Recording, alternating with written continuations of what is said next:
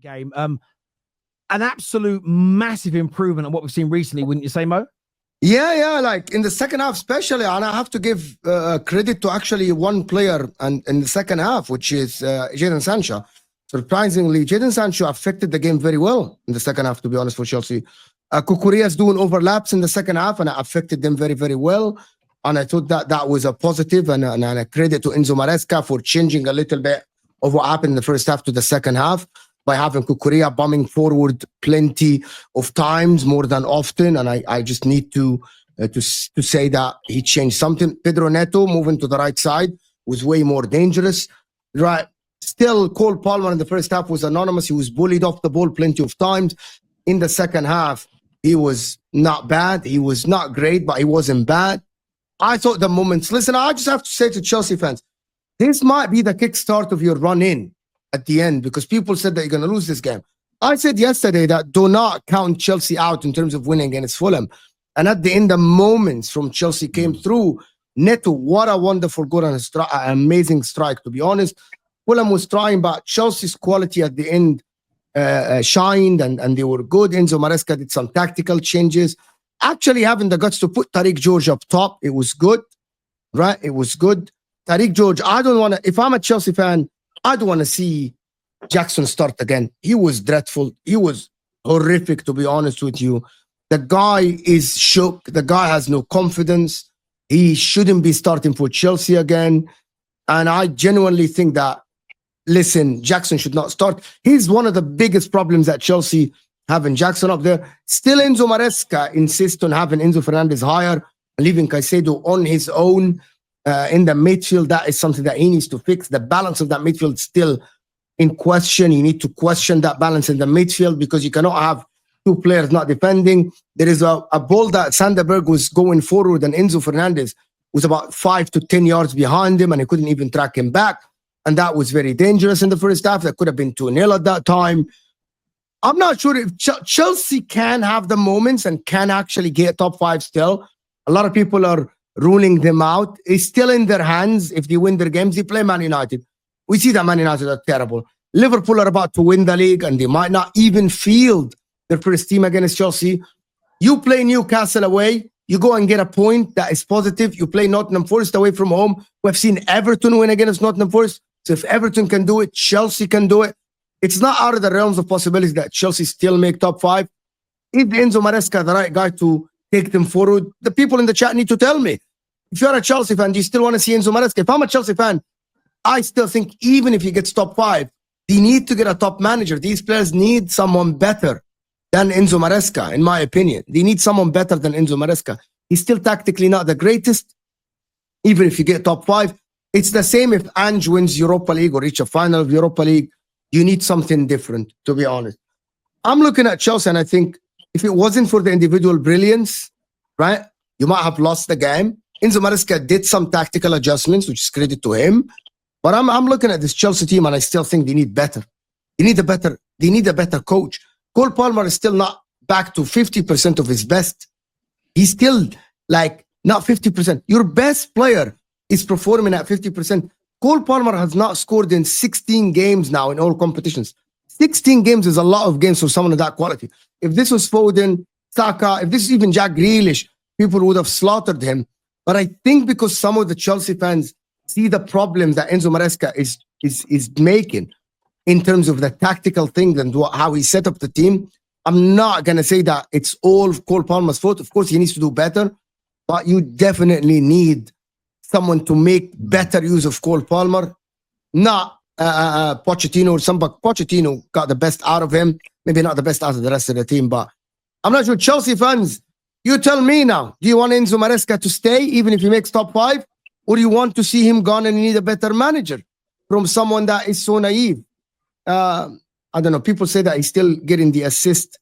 Did he get the assist for the first goal of Tariq George? I can't remember. It's just that Tariq George gets all the credit, to be honest. No, he didn't get an assist. No, not according to the Premier League website. No, he didn't. It was Robinson, actually, who passed the ball. It was a mixed pass by Robinson, passing to Tariq George, and the second goal, it wasn't his assist. No, it's not. He needs to leave Enzo Maresca. I think that I've seen enough. The Enzo Maresca might need to leave, to be honest. And listen, you can tell the difference between him and I was watching Arsenal as well, and I know that you're going to get to Arsenal. How comfortable was Arsenal? And you can tell the difference between the quality. Yes, one team was playing Ipswich and one team was playing Fulham, but how they were so comfortable, Arsenal, in comparison with Chelsea, that they were on the edge. It's I'm not sure if Enzo Maresca is the right guy. Khalas, I changed my mind. He shouldn't be at Chelsea Football Club. They need a better manager. That is my opinion about it. And I'm not sure if you had this or Arsenal on the big screen, but Arsenal were cruising. Chelsea, for me, was the game to watch, to be honest, today. In a minute, but Winter Surfer, how are you, mate? Happy Easter. Happy Easter. How's everyone doing? Yeah, good. And look, you guys, you rose yourself right at the end there. Massive 3 points. Yeah. Huge in the context of making the Champions League. What did you make? I'm seeing some people online, like Simon Phillips, saying it's papering over cracks. For me personally, I thought you were very good in the second half. How do you see it as a Chelsea fan? Yeah, you can put papering over the cracks, but we're at the results end of the season. Do you know what I mean? Teams are going to have cracks anyway. Do you know what I mean? But you're right, we're better second half like we were last week, but we just didn't drop the 2 points, which makes me mad over last week that we dropped the 2 points, considering we won this week our tougher game. Do you know what I mean? So yeah, credit to Maresca. He changed it half time, like Mo said. Sancho on, Cucurella overlapping a bit more. I agree with Mo as well. Jackson can't start the next games. He hasn't earned it.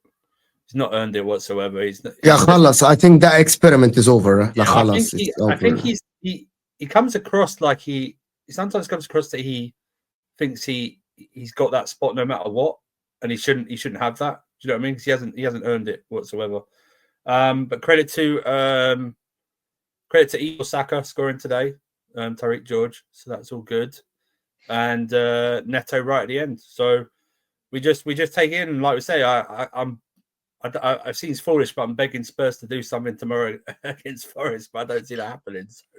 But yeah, we just got to keep in there. We just got to keep plugging away, you know. But I think one of your messages said it first better, Terry. We can't have the slow starts that we keep having in the first half. Yes, we can't keep doing it because it doesn't work. Look at last week; it just didn't work.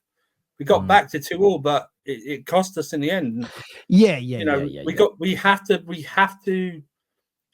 to be everything's now is a must-win game, obviously, but we have to follow up with a win against Everton and put pressure on everyone else. We just have to keep doing it. But credit to the lads, they kept going.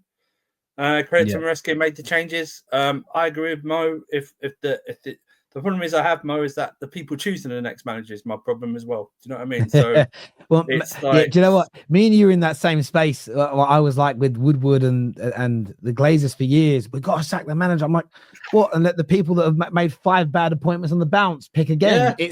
It becomes almost a bit of it becomes such a surface level debate because you know that the situation runs deeper. I agree. You know, I agree. It's like getting a hair transplant whilst you're dying of leprosy. It's really. But that's what they have. Okay, Terry, that's what they have. Okay, we need to move away from this. These owners are not selling. Khalas. You guys need to pressure more. People in the stadium need to pressure them. I don't mean the owners.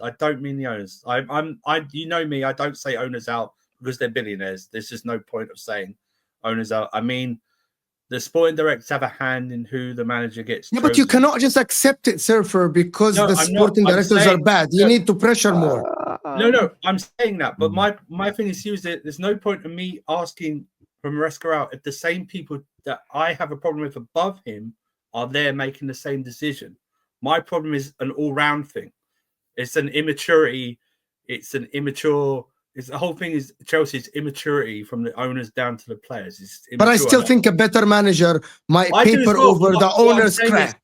I don't like the sporting directors having a hand in the next manager since they've had a hand in this one. Do you know what I mean? They made the choice of this one, and they made the choice of having Kieran McKenna on the same list as well as this guy. Do you know what I mean? I can't have it because what they're going to do. The next manager is going to be what? Daniel Farker or something from Leeds or something like that. Well, I don't want that. Do you know what I mean? It's just It's be one of those. I don't want. Yeah, no, I hear where you're coming from. I hear where you're coming from completely. I get Mo's point that you can't not push back against it. I sort of mean it from the perspective of when you don't trust the people making the decisions. I used to find it really hard to sit there and have an in-depth debate about how if we sacked Ollie and did this and did that, I think we could be there.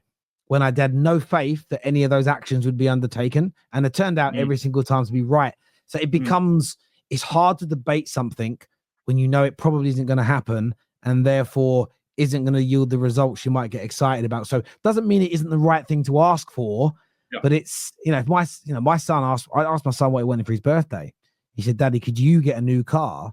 Because there's a car I'd like you to have for you to take me to school in." I said, "Okay, what car?" He showed me a picture of it. It's a £397,000 Lamborghini. At the end of the day, there's no point in him asking for that because I don't have the money for it. And it's one of them things. And that's so I sometimes feel like we're debaters fans. It's like, that's what I want. But is that going to happen? Is it plausible on any level? Maybe, maybe not.